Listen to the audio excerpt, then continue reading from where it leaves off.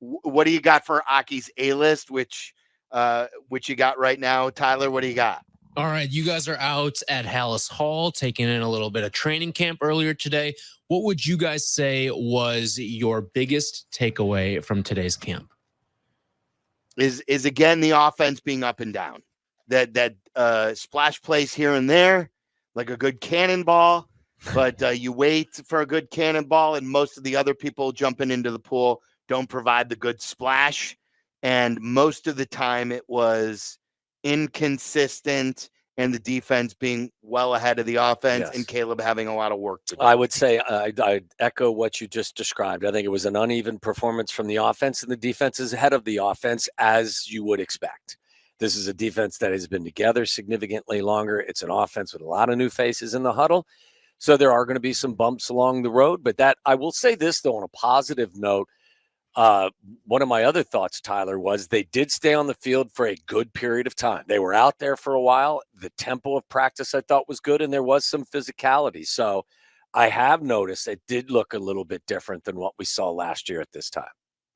All right, the NFL offensive coordinator rankings from Pro Football Focus came out, I believe, last night, and it had Shane Waldron as the 6th rated offensive coordinator. Now, we did talk about it a little bit earlier, how that does not include anyone like Kyle Shanahan or Sean McVay, aka head coaches who are calling plays in the league. But Shane Waldron checks in at number 6. Where would you put him in terms of the importance in the entire building, not for the long-term future, but for this season only? I got him at number 2. I've got my list in my bag. He's number 2, right behind the quarterback. Shane Waldron is the head coach of the offense that has a ton of new pieces, highlighted by the first overall selection in the 2024 draft. If we're going to the promised land, Caleb's going to take us, and Shane Waldron is going to coordinate that ride. So he's more important than, say, your left tackle for me right now.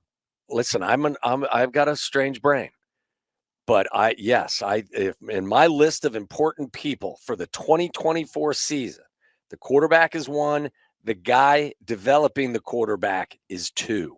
We've seen that quarterback offensive coordinator dynamic not be so good here. Oh, for a lot of years. Yeah. So we got a talent that I think is special, and that special talent needs somebody that's been there and done that. And my hope is, with all of the other offensive infrastructure pieces that have been put in place, Shane Waldron will get the most out of Caleb Williams. And I think the head coach of the offense is the second most important person in the – don't say – when Kevin Warren walks in, I don't want him to hear that because he's really important too. But he's on the field. He goes – that's wins and losses. Yes. He's calling plays. Yes.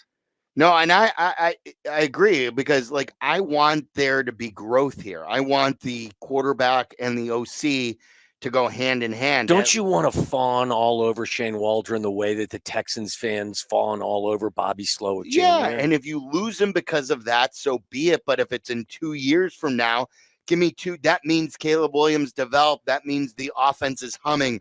Roma Dunze is doing well, and probably you're protecting your quarterback.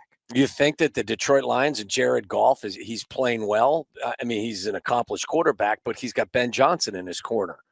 Don't you think Shanny has, and the talent around him, but Shanny has an impact on Brock Purdy? Mm-hmm. Like the guy who's in charge of developing the quarterback, who was the first. This isn't just a journeyman quarterback. He was the first selection, first pick in the draft. So Shane Waldron's got an enormous, assignment, and I'm looking forward to seeing how this develops. All right. What else do you have, Tyler? So speaking of Shane Waldron and that relationship with Caleb Williams, whether it's at a future training camp practice that we're at, whether it's in the first preseason game where we see Caleb Williams on the field, or maybe it takes until the regular season. When will you know that this relationship is working, and what are you looking to see to tell that this relationship is working? I can't give you I think again, you'll know as it develops. If we get to the halfway point and they're screaming at each other on the sidelines, then I think we can come to a pretty, significant conclusion. This want is the ball. this is Waldron and Caleb. Yeah. You know what I want to see, Tyler, as much as anything? I want to see things run smoothly, knowing that there is an adjustment going from that offense he ran at USC and at Oklahoma to the NFL. You have to play in structure much more frequently than you do at the collegiate level. There's one or two guys in the league like Patrick Mahomes that can play off of, out of structure and excel, but he's going to be asked to get rid of the ball quick, make good decisions. And if we see some of that stuff and he's playing the position with some confidence and some efficiency, then you know that whatever Shane is telling him is starting to sink in and take.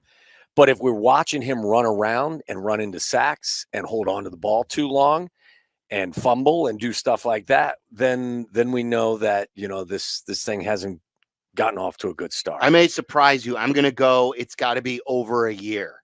We're not going to know for sure in a half year, even if it's humming, because we all thought Matt Nagy was the right play caller. We all thought Getsy would be gobbled up by another team. A year ago, a lot of people were talking about Luke Getsy as a play caller. Look at what he did to move the play calling to fit Justin with the running the year before that. So just because you flash early doesn't mean you're the right guy. So I'm not going to say just because things go well early, he's the guy. I'm not going to celebrate a guy so early this time, and I'm not going to panic so early. But if you see that it just doesn't look right, it doesn't feel right, it doesn't smell right, that I think will be more noticeable than the other. Yes. I just don't know if he's a success just because of 10 good games. Right. Yeah. That's fair.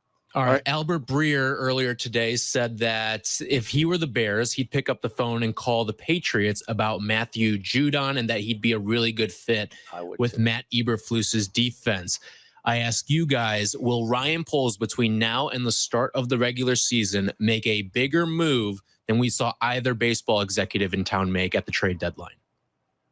I think it's very likely. I think Ryan. Oh, really? I do. I think you don't consider though the White Sox deal with the Cardinals and Dodgers to be a pretty big move? I mean, it still was a big move, whether you like the return or not. It wouldn't be as big a move as the Bears trading for whether it be Hassan Reddick or Matthew Judon. So you're saying one of those two is going to happen? Yeah. See, something like that. It may not be one, but there could be plenty of other guys. I'll say before the trade deadline, he does something. I don't think before the season begins, a deal like that will be done. I don't. I think he wants to see his guys play in real games before he decides what to do and what to give away. I'm going to riverboat gamble a little here and roll the dice. All right, Ron. All right, good stuff, Tyler. It's brought to you by Circa Sports Illinois. I've got the Circa app up right now. I'm debating on I was looking at the South Sudan plus 29.5 against. You're on your own there, brother. Against the U.S. Plus, they've got lots of futures on the Bears. 1-800-GAMBLER. No, it's the same thing.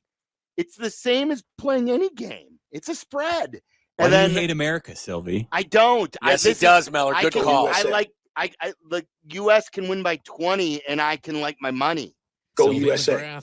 Can you name one player on South Sudan? I can.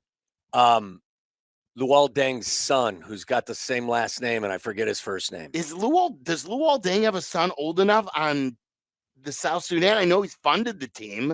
I think so. Is that his son? I don't think it's his son. He's 31. Okay.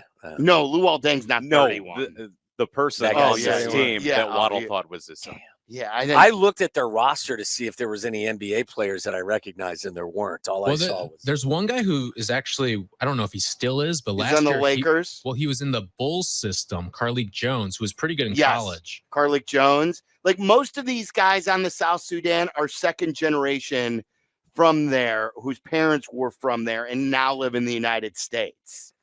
And again, they beat Puerto Rico. Make a bet. Go ahead. I did. Oh, okay. Yeah, I did. Why do you hate America? I don't. I like point spreads. We learned in these playing games, these warm-up games, that 30-point spreads against Team USA are not. Would it shock you, Mellor, that he and Jack McGrath are having dinner after the show tonight? No doubt. I love that his compelling argument is that they beat Puerto Rico. So Puerto Rico beat the U.S. not too long ago. So therefore, the transitive property of Olympic basketball. Yes. Was it a big bet or was it just kind of a small? $30. Well, really? Yeah. You hate America. No, that's not. $30 worth of hate. No, it's on the spread. It's not a money line bet. Give me a go South Sudan just so we can have posterity. I hope there's a backdoor cover some way. I don't know which way. What time's the game tomorrow? It's on tomorrow. Is it during our show time? I'm not sure. Let me. All right, so it's Circus Sports Illinois, and there's some. I'll tell you about just don't 2 listen o'clock. to. Oh, perfect. Yeah. That will be great. He's got the Chinese men's stop it. water polo team on the money line, The Meller. South Sudan basketball team is a great story too. Go USA. Thank you, Coach.